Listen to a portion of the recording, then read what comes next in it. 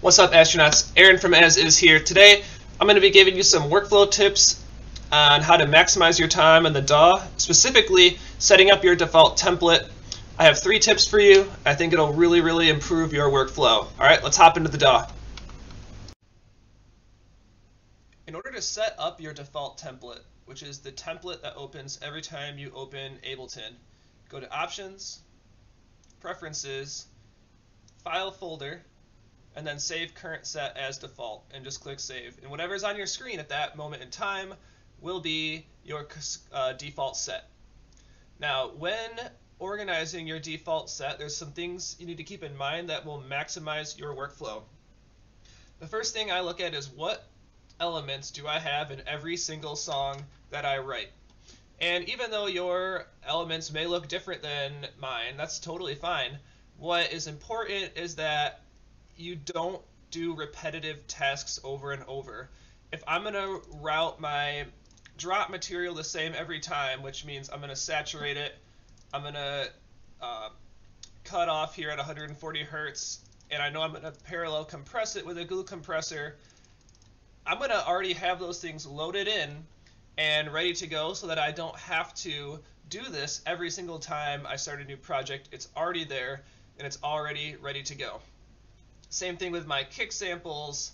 I have these loaded into a drum rack already and ready to process, etc., etc. So this could look totally different for you, but the idea is that what you do every single time, you don't have to do every single time, if that makes sense.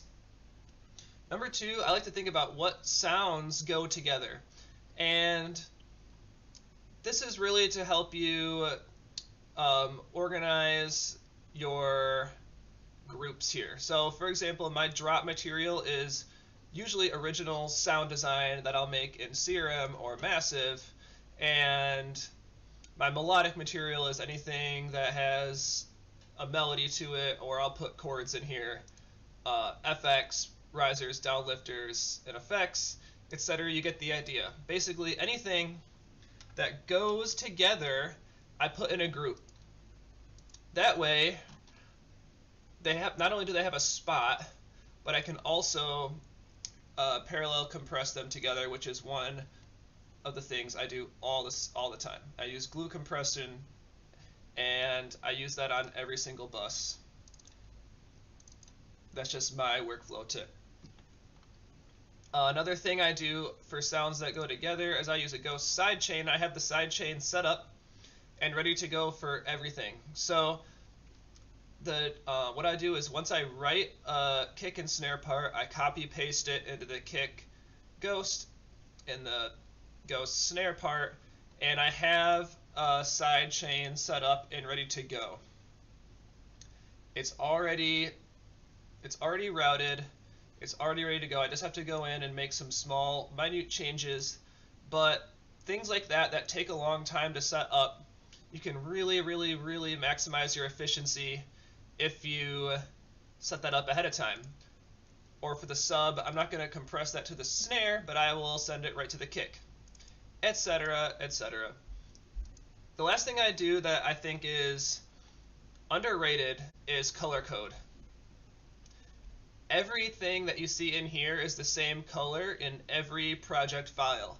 And I'll show you what I mean in the Early Mornings project off our new.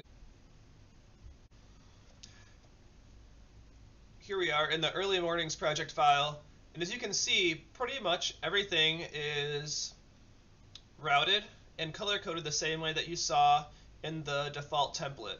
And obviously you can color things however you'd like, but to me it creates an aesthetically pleasing and organized project so I can see where everything is, and the color tells me what kind of sound it is.